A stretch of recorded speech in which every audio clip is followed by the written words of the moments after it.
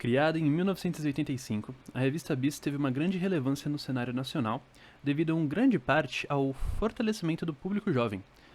Nesse período de abertura política e de uma grande onda de consumismo, temos a explosão de diversos movimentos jovens, intimamente ligados à música, principalmente ao rock. Com o surgimento de diversas bandas nacionais e a vinda das internacionais para o primeiro Rock in Rio, uma pesquisa de mercado, realizada por Sônia Maia, no próprio evento, marcou o interesse da população por uma revista. Apoiada numa grande editora, a revista Bis encontrou terreno fértil entre os jovens carentes de informação. A publicação se destacou no terreno bastante volúvel que é o mercado de jornalismo musical, e conseguiu concentrar em suas páginas um poder difusor de informação musical nunca antes conseguido por uma revista desse gênero. Uma linguagem simples e próxima aos jovens, a revista acompanhou o crescimento do rock nacional, assim como dos jovens da época. A partir de 1990, no entanto, a popularização das novas tecnologias de comunicação e o advento da internet quebrou o monopólio das grandes corporações em relação às informações que vinham da música. A Bis e outras revistas, assim como o jornalismo impresso no geral, ganharam um forte concorrente na forma de blogs, sites e comunidades facilmente acessíveis através da internet. Sua proeminência como principal veículo de informações, no caso em questão sobre música, é perdida para nunca mais ser recuperada. Devido à perda do monopólio sobre a produção e a comercialização de discos por parte da indústria fonográfica, uma vez que os artistas agora poderiam lançar os seus discos de maneira independente na internet, houve a queda nas vendas das grandes artistas de pop e rock. Como consequência, houve desinteresse por conteúdos relacionados a esses artistas, e assim, o desinteresse pela Bis, já que ela se pautava por esses artistas do show business. Uma queda massiva nas vendas, a revista deixou de divulgar. Porém, a internet não foi o único fator que levou à queda da revista. Falta de interesse e a prioridade da editora Abril adiantou o processo da queda muito. Por ter uma estrutura cara e feita para revistas de grandes tiragens, a Bis precisava de um grande volume de vendas, ou um número de publicidade muito alto para se manter. Contudo, essa falta de interesse por parte do público fez com que se também perdesse essa popularidade que ela tinha dentro da própria editora, a vontade que a editora tinha. A analisar o modelo de negócios da Bis, nós podemos fazer uma análise com o Canvas. Em parcerias chaves nós temos a editora, que iria subsidiar grande parte dos processos internos da revista, assim como fazer as grandes impressões, a distribuidora para levar essas revistas até o público, né, até as bancas de jornais onde elas seriam compradas, os artistas, uma vez que essas entrevistas que eram necessárias ser feitas eram muito importantes, assim como uma fama entre os artistas também facilitava bastante esse trabalho. E os fornecedores, principalmente de papel, mas assim outros fornecedores como, por exemplo, de informações. As atividades-chave que são necessárias para realizar essa proposta de valor são as entrevistas com os artistas, a descoberta de novos talentos e o adquirir novas informações, uma vez que era uma das grandes produtos da Bis. Os recursos chaves que nós temos, principalmente os recursos humanos, como os jornalistas que faziam essas colunas, e os contatos, não só entre os artistas, mas também outras pessoas do show business, uma vez que essas informações também estavam contidas dentro da revista. A proposta de valor da revista é uma linguagem contemporânea que aproximava ela do seu público-alvo, que eram os jovens e adolescentes da época. Informações privilegiadas, tanto da música quanto do show business e dos bastidores. Inovações na música, não só na descoberta de novos talentos, mas também na descoberta de antigos talentos ou trazer talentos internacionais para perto do seu público. E um conteúdo sóbrio que se diferenciava bastante do conteúdo que havia na época, uma vez que aquele conteúdo focado para os adolescentes era uma coisa um pouco mais infantilizada, enquanto o conteúdo da Bis já se aproximava um pouco mais de algo acadêmico sem se tornar chato. O relacionamento com o consumidor era principalmente focado com as entrevistas com os anunciantes que compravam espaços na revista para propagar os seus produtos, e a carta dos compradores e dos leitores, que eram muitas vezes expostas nas revistas como uma forma de agradecimento por esse consumo, um grande contato que essa revista tinha com o seu público. Os canais Podemos ter as bancas de jornal que disponibilizavam essas revistas para o público e as cartas, mesmas cartas mencionadas antes, que eram muito importantes tanto para o público, que se via valorizado, quanto para a revista que tinha esse feedback em relação ao seu produto. Segmentos de clientes. Temos os anunciantes, as pessoas interessadas em música que compravam essas revistas, não só o público teen, mas também pessoas adultas que estavam interessadas nesse movimento. As pessoas interessadas nos bastidores da música, que se interessavam como era produzida, como que essa música era gravada e etc. Assim como os novos artistas que buscavam nessa revista uma forma de se tornarem famosos e conseguir um público maior. Custos. Temos a compra de papel para a impressão, a própria impressão, que também não é barata, e a distribuição dessas revistas, uma vez que todo esse negócio ele só se mantém enquanto as pessoas ainda comprarem elas nas bancas. Nas fontes de receitas, nós temos a venda das revistas diretamente e assim a venda de espaços para o anúncio. Durante muito tempo, inclusive, a venda de espaços para o anúncio foi o que manteve a Showbiz, nessa época, como uma revista viável para a editora Abril, já que a venda de espaços para anúncio era dominada completamente pela Claro, né? E toda essa receita foi o que manteve ela durante os últimos anos de sua carreira.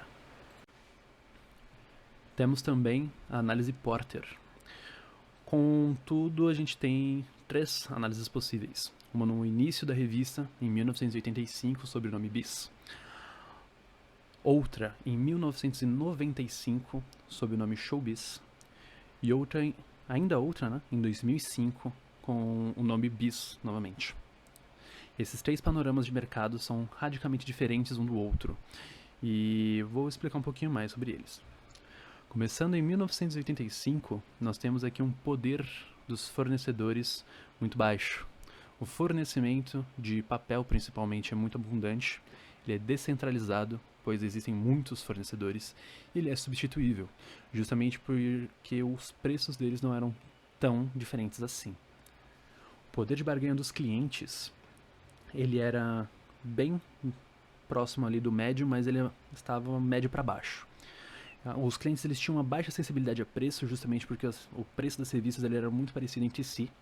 Muitos clientes, não existia apenas um público que queria bis, mas diversos. O público teen, o público de pessoas interessadas em música que não eram do público teen, e outras pessoas ainda que se interessavam pelos bastidores da música, assim como os próprios artistas. Os clientes eram centralizados, no entanto, justamente porque o assunto que ela cobria era bem específico, que era um assunto relacionado à música. Assim nós podemos caracterizar esse poder como médio-baixo.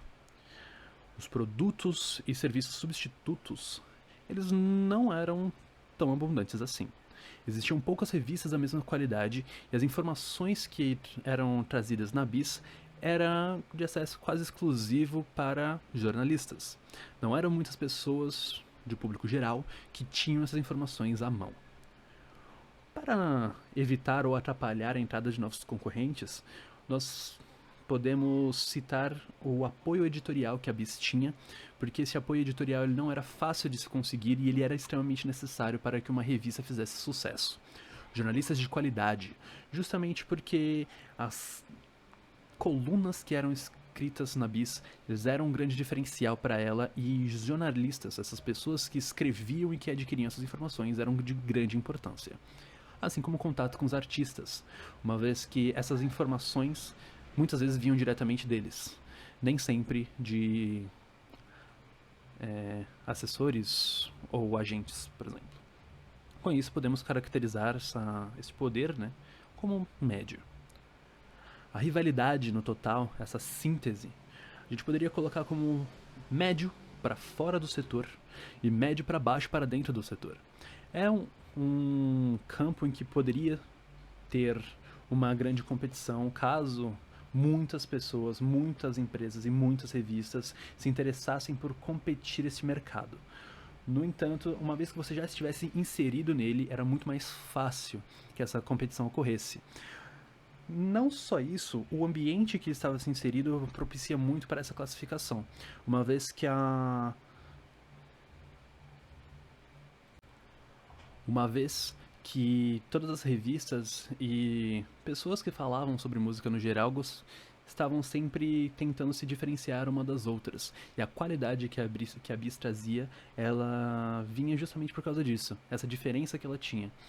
E era muito difícil você se equiparar a ela, considerando o peso que o nome Bis já tinha. O posicionamento competitivo da empresa sempre se deu, né, desde o seu início, com uma ótima escrita e a proximidade ao público, uma linguagem que fosse fácil para ser entendida e que se adequasse ao público que lia ela, que era em sua maioria o público adolescente. O escopo dela era um tanto limitado, ela falava bastante de música, várias partes da música, mas ainda assim apenas sobre música. E o ambiente que ela tinha poucos concorrentes. Apesar da entrada ser fácil para o setor, era difícil a permanência, já que era muito difícil você se diferenciar dos outros que estavam à sua volta, desses grandes concorrentes que nós tínhamos, como a Bis, a Rolling Stones ou até mesmo outras revistas menos famosas. Em 1995, o panorama não era muito diferente, mas ainda assim ele se diferenciava do primeiro panorama que nós encontramos. O poder dos fornecedores ainda era baixo, não houve grandes mudanças nesse quesito. No entanto, o poder dos clientes aumentou de médio para alto, justamente porque essa baixa sensibilidade permaneceu, mas os clientes foram reduzindo e os clientes que haviam eram altamente centralizados. Justamente porque nós tivemos aí o advento da internet e a popularização de outros meios de comunicação durante esse tempo. Então, as revistas e o jornalismo impresso no geral foi perdendo a sua força. Os produtos substitutos teve um poder muito alto durante esse período. As revistas tinham a mesma qualidade, tinham uma linguagem muito parecida e o acesso às informações era muito popular, justamente devido à popularização da internet e de outros meios de comunicação. Esse poder de atrapalhar a entrada de novos concorrentes permaneceu médio, não houve grandes diferenças nesse quesito, justamente porque, apesar do grande acesso à informação, o acesso à informação específica que ela ainda tinha era quase que exclusivo dessas revistas. Apenas mais revistas que tinham esse acesso. O poder de rivalidade para o pessoal fora do setor, para entrar neste meio, ficaria em médio para alto, e para dentro do setor ficaria em médio. A competitividade da empresa nesse panorama não se dava mais pela sua escrita de ótima qualidade, mas sim por grandes imagens e ensaios sensuais que buscavam atrair esse público mais adolescente. Então, a gente tinha uma linguagem ainda próxima ao público-alvo, porém, né, nesse ambiente que tinham muitos concorrentes, foi focado uma estratégia visual para tentar angariar leitores. Em 2005, nós tivemos o relançamento da Bis, principalmente por parte de um projeto editorial, né, dos editores da revista, de trazer ela novamente ao mercado. Era um projeto de paixão. O poder dos fornecedores permaneceu, como sempre, baixo, o fornecimento continuava abundante, descentralizado e substituível. O poder dos clientes, no entanto, aumentou um pouco, justamente pela explosão da internet e o aumento exponencial de outros substituintes para a revista. O próprio interesse em revistas, né, em jornalismo impresso diminuiu muito. Os clientes foram diminuindo, a centralização deles, os gostos deles também foi ficando cada vez mais parecido e era cada vez mais difícil de conseguir um grande volume de vendas. O poder dos produtos substitutos era bem alto. Sites e blogs continham quase o mesmo conteúdo que a Bis tinha e que outras revistas do mercado também, e o acesso às informações ficou ainda maior. aquelas formações que antes eram exclusivas ao meio editorial, aos jornalistas, se tornaram completamente acessíveis por qualquer um. A capacidade de atrapalhar a entrada de novos concorrentes diminuiu bastante justamente pela perda de apoio de uma editora forte. Por mais que ela ainda era publicada pela editora Abril e durante um certo tempo pela editora Símbolo também, mas eles perderam esse apoio de dentro da editora. Então se tornou desinteressante para que a editora continuasse com esse projeto. E o conteúdo atrativo e inovador que eles tinham já não era mais inovador. Por isso, o poder agora se tornou médio para alto. O poder de entrada nesse ramo e de sucesso, essa rivalidade para fora do setor, se tornou alta. E mesmo para dentro do setor ainda ficou, em média, para alta. O posicionamento competitivo, então, da empresa se tornou novamente essa ótima escrita. Essa quantidade de informações já não era mais tão grande. Então, eles voltaram nessa linguagem, focaram novamente na nostalgia que eles tinham com o público que já conhecia a marca. O povo, por volta dos 30 anos, que cresceu com a Bis, cresceu ouvindo a música popular e que se interessaria novamente por essa revista. O escopo agora ele era um pouco mais abrangente, por mais que a Bis nunca teve um escopo muito abrangente, nunca se divergiu demais do assunto música, agora ela ainda tinha um escopo ainda um pouco mais abrangente, voltando para suas raízes, para que ela pudesse tentar angariar ainda um outro público que não fosse aquele que já a conhecia. Com base nos dados obtidos através de pesquisa, conseguimos construir uma análise SWOT para a revista Bis. A análise SWOT é uma técnica de planejamento estratégico utilizado para auxiliar pessoas e organizações a identificar forças, fraquezas, oportunidades e ameaças relacionadas ao negócio. Forças. A revista Bis era uma marca conceituada no segmento de cobertura musical. Ela sempre estava presente em importantes eventos, como shows e festivais, e até mesmo realizava promoções exclusivas. O acervo da marca era enorme e contava com entrevistas e reportagens exclusivas de bandas nacionais e internacionais. A equipe editorial da Bis era experiente e respeitada no setor musical. Fraquezas.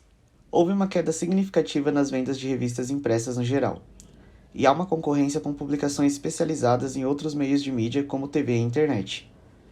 A circulação da revista é relativamente baixa, o que dificulta sua capacidade de atrair anunciantes, tornando-a dependente do mercado editorial.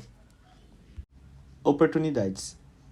Para se recuperar das circunstâncias que levaram ao fim da revista Bis, existem oportunidades como explorar novos formatos de mídia, como vídeos, publicações e podcasts com entrevistas exclusivas, além de parcerias com empresas que têm o mesmo interesse pela música, e que poderia gerar patrocínios para eventos e outros lançamentos. A marca Bis já tinha sua força, e poderia ser consolidada como uma referência em conteúdo musical com a criação de um bom site. Ameaças. Concorrência de marcas do mesmo segmento que contam com veículos de comunicação de grande audiência que podem oferecer conteúdo similar à Bis. Mudança de comportamento do consumidor com a tendência do consumo de conteúdos reduzidos, direto ao ponto e com menor leitura. Crises financeiras e instabilidades políticas que afetaram a economia geral e o mercado editorial, o que leva à queda de investimentos e patrocínios. Para concluir a análise, a revista Bis era fortemente reconhecida no meio musical e cultural. Mesmo enfrentando desafios como a dependência de publicidade de editoras, a Bis poderia ter aproveitado oportunidades que surgiam na época com a internet, e hoje se beneficiaria da expansão digital e do mercado de streaming. Para manter sua relevância, a revista precisaria se adaptar às mudanças de comportamento do consumidor e investir em conteúdos exclusivos e de qualidades que atrairiam patrocinadores.